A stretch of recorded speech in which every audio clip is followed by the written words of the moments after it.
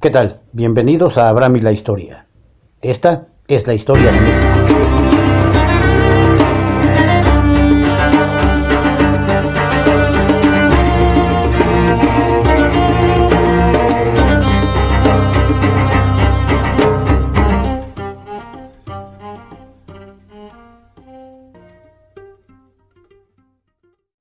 La Junta de Zitácuaro, después de la toma de esta población por los realistas, había ido peregrinando de un lugar a otro. De Tlachapa, donde primero se retiró, fue a dar a Sultepec, pero perseguida en todas partes tuvo que retirarse afín a Amatepec. Rayón intentó varios ataques a Toluca, pero en todos fue rechazado. En Sultepec se unió a los insurgentes el célebre doctor don José María Cos, el mismo que en la Junta hecha en Zacatecas, a raíz del levantamiento de Dolores, fue comisionado para tratar con Iriarte la entrega de la ciudad. Cos, de acuerdo con la Junta de Zitácuaro, formuló un plan de paz y guerra muy aplaudido en aquellos tiempos, en que, fundado en muy buenas razones, proponía se formara un congreso en la Nueva España, se gobernara el país mientras Fernando VII estuviera ausente y prisionero, que los españoles renunciaban a sus empleos asegurándoles en cambio vidas y haciendas, que el referido congreso ayudara a españoles a sostener la guerra contra los franceses y en caso de que las anteriores proposiciones no se aceptaran, que por lo menos la guerra entre realistas e insurgentes se hiciera conforme al derecho de gentes. Por desgracia este plan no lo aceptaron los españoles, quienes prohibieron su lectura y lo hicieron quemar por mano de un verdugo. El mismo Cos, comprendiendo lo importante que era hacer propaganda a la revolución por medio de la prensa, se ingenió para dotar a la Junta de una imprenta, fabricando tipos de madera y tinta de añil, para publicar el periódico llamado El Ilustrador Nacional. Y bueno, como ocurre en toda revolución, al lado de los verdaderos apóstoles de la independencia, se levantaban en armas bandidos, hombres crueles que perseguían tan solo la satisfacción de sus apetitos. Veamos el retrato que hace Bustamante del guerrillero Arroyo, que operaba en las cercanías de Puebla. Conocí a este monstruo de ignominia de la especie humana, y me espantó cuando, de acuerdo a su horrible catadura, era un complejo de ferocidad y superstición lo más grosera. Afectaba mucho su piedad y respeto a todo padrecito, a quien besaba acatadamente la mano, pero no titubeaba en darle a un hombre un mazazo con un martillo de herrero en la mollera, dejándolo allí muerto, como lo hizo en un campamento en Alzayanga. Azotaba a los que tenía por espías y lo hacía por su mano, teniendo el bárbaro placer de verles correr un chorro de sangre al primer latigazo. Su pujanza era mucho, y a par de ella su denuedo, para entrar en una acción. Hacíase llamar padre por sus soldados y los trataba con la dureza de esclavos. Su mujer era de color quebrado, valiente y digna consorte de tal marido. Así, en mayo de 1812 no le quedaba al gobierno virreinal en toda la intendencia de Puebla más que la capital y algunos pueblos como Tlaxcala, constantemente amagados y atacados por los insurgentes. Las guerrillas de estos ocupaban casi todo el país, interrumpiendo constantemente las comunicaciones, siendo necesario a los realistas para establecer el tráfico en el camino, el mandar convoyes con gran acompañamiento de tropas. Así las cosas llegaron a tal punto que en México no se tuvieron noticias de Jalapa y Veracruz durante varios meses, y en Pachuca tuvo que capitular la guarnición. Los sucesos en España, y que eran de trascendencia para sus colonias, desde el año mismo en que Hidalgo proclamara la independencia, en septiembre de 1810, se reunían en Cádiz las cortes de la monarquía, compuestas en su mayor parte de eclesiásticos, abogados y profesores universitarios, hombres teóricos, deslumbrados por las doctrinas de los filósofos franceses del siglo XVIII. Estos hombres, en medio de una babel de elocuencia, dotaron a España de una nueva constitución, completamente extraña a los ideales y a la tradición española, y reformaron en el papel, de arriba a abajo, toda la vida del país.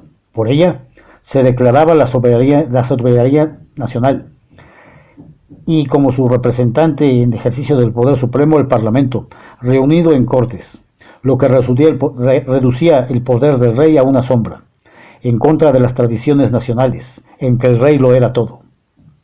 Los miembros de las Cortes, mientras se discutía la Constitución, se dividieron en liberales y serviles, pero los diputados de las colonias españolas de América constituyeron grupo aparte, que se inclinaba en favor de unos u otros según convenía a sus intereses. Se decretó en aquella asamblea, desde luego, una amnistía general para los revolucionarios de América, la que, como hemos visto, fue notificada a Hidalgo y Allende, y la igualdad de derechos de americanos y españoles. Así, la Diputación Americana promovió que la representación de las colonias en las Cortes fuera igual a la de España, la libertad de toda clase de cultivos, la de comercio, la supresión de los estancos, la libre explotación del mercurio, la igualdad de opción a los empleos entre americanos y españoles, y el restablecimiento de la Compañía de Jesús. Estas propuestas dieron origen a muy acaloradas discusiones, y aunque algunas fueron aprobadas, se desechó la libertad de comercio, debido a las intrigas puestas en juego por los comerciantes de México y Cádiz. Entre los diputados de la Nueva España, a aquellas cortes se distinguieron don Antonio Joaquín Pérez, canónigo de Puebla, hombre versátil y sin convicciones, que fue el primer americano que presidió el Congreso; don Miguel Ramos Arizpe, por su firmeza de carácter, su talento político y sus ideas avanzadas; Alcocer, por sus conocimientos; y Gordoa y Belle Cisneros, por su riqueza y cortesía, siendo de notar que todos los diputados que fueron elegidos por México eran criollos. Los comerciantes españoles aquí residentes, furiosos porque no se les había elegido ningún español, presentaron a las Cortes un manifiesto verdaderamente injurioso contra los criollos, que solo sirvió para exacerbar el odio contra los europeos. Así, las Cortes terminaron la nueva Constitución, que se promulgó el 19 de marzo de 1812, y que tiene cierto interés para nosotros, porque sobre ella, aunque con notables modificaciones, se calcaron algunas de las primeras constituciones de nuestro país. Esta constitución liberal en apariencia no resolvía los problemas coloniales, pues quedaban sin representación las castas. Había grandes dificultades para que los diputados se trasladaran a España oportunamente, y en esta eran desconocidos los negocios de las colonias, debiendo además tenerse en cuenta que, estando centralizado el gobierno, era imposible que se resolvieran todos los proyectos y peticiones que llegaban de las colonias. Además, la Constitución echaba por tierra de un golpe todo el sistema colonial, sin preparación ninguna para sustituirlo por algo nuevo, y tenía que ocurrir lo que sucedió, que aquel código solo quedara escrito en el papel sin ser obedecido. Y así la difícil situación financiera orillaba al gobierno virreinal a dictar medidas que le hacían cada vez más impopular, como fueron exigir un préstamo forzoso de 2 millones de pesos, decretar que se entregara todo el oro y la plata labrados en vajilla y objetos de lujo, que se hallara en poder de particulares, la contribución del 10% sobre rentas de fincas urbanas, y el hacer una requisa general de caballos, sobre texto de comprarlos para el ejército. Esta última disposición dio por resultado que casi todos los rancheros, por no separarse de sus caballos, se pasaran a las filas de los insurgentes. Ya que es imposible seguir paso a paso toda la guerra de guerrillas que se extendió por la mayor parte del territorio de la Nueva España, nos ocuparemos de los hechos más notables. Diremos así que las autoridades españolas no eran dueñas sino de las ciudades más importantes, quedando a veces obstruidas por mucho tiempo los caminos principales. Por esto, cuando la terminación del sitio de Cuautla permitió al virrey disponer de mayor cantidad de tropas, su preocupación principal fue restablecer las comunicaciones, pero a pesar de sus esfuerzos y de que los realistas, en su afán de mantener expeditos los caminos, ahorcaban rebeldes y saqueaban y quemaban pueblos, poco pudo conseguirse. Entre los guerrilleros que más que hacer daban a los realistas se contaban los villagranes de los llanos de Apa, Arroyo, Bocardo y Osorno en la Intendencia de Puebla, Albino García en la de Guanajuato, los dos hermanos Rayón en la de Michoacán, don José Antonio Torres, el Amo Torres en la Nueva Galicia y otros.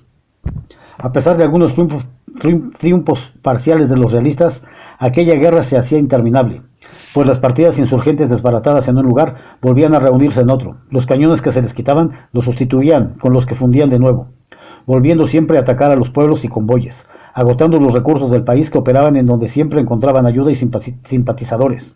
Por lo demás, la guerra asumía formas de ferocidad y salvajismo indescriptibles. Era una guerra sin cuartel, en la que unos cuantos caían en poder del enemigo, se les fusilaba y ahorcaba sin perdonar sexo, ni edad ni condición, sin formación de causa, sujetándolos a martirios horribles.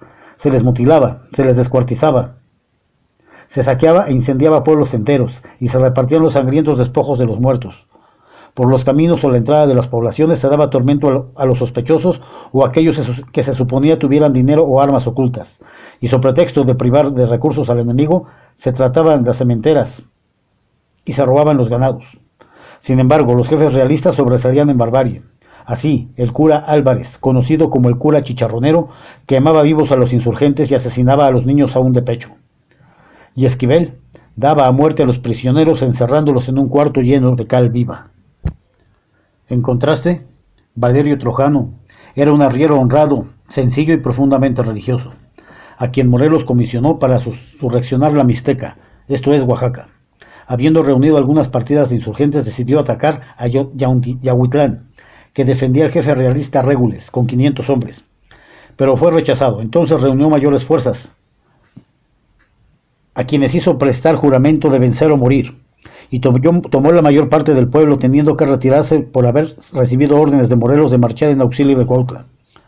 No habiendo podido introducir víveres en esta población, después de varias correrías, se apoderó finalmente de Huajapan. Pretendió quitársela a Guendualín, pero Trujano salió a su encuentro y le derrotó por completo, perdiendo allí la vida al jefe realista.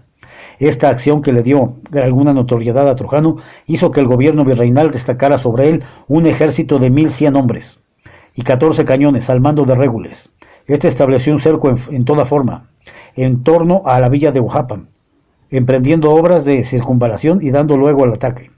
Trujano, que tenía un gran sentido militar, había establecido una disciplina rigurosa en el campamento, conservando a la guarnición siempre ocupada, mezclando los ejercicios militares con prácticas religiosas que levantaban el ánimo de los soldados.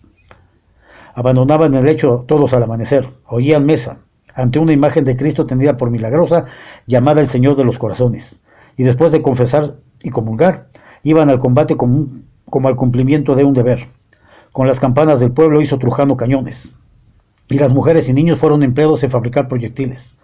Varios fueron los ataques dados por los realistas, y aunque en algunos casos de ellos llegaron horadando las casas al centro casi de la villa, siempre resultaron al fin rechazados con gran pérdida.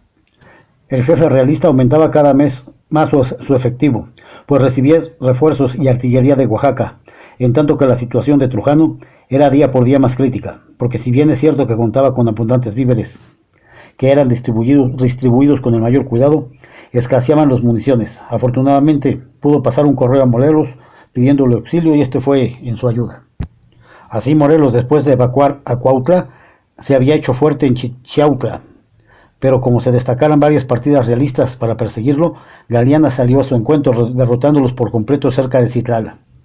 Después de esta acción, las tropas de Morelos entraron en Chilapa, sin resistencia, marchando allí el caudillo, con una parte de ellas en auxilio de Huajapan, donde se presentó el 13 de julio.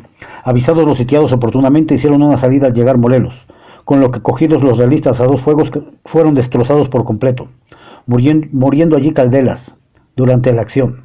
El premio de la victoria fueron 30 cañones, 1000 fusiles, parque y víveres y dinero en abundancia. Los realistas perdieron 400 hombres entre muertos y heridos y dejaron 170 prisioneros en poder del enemigo.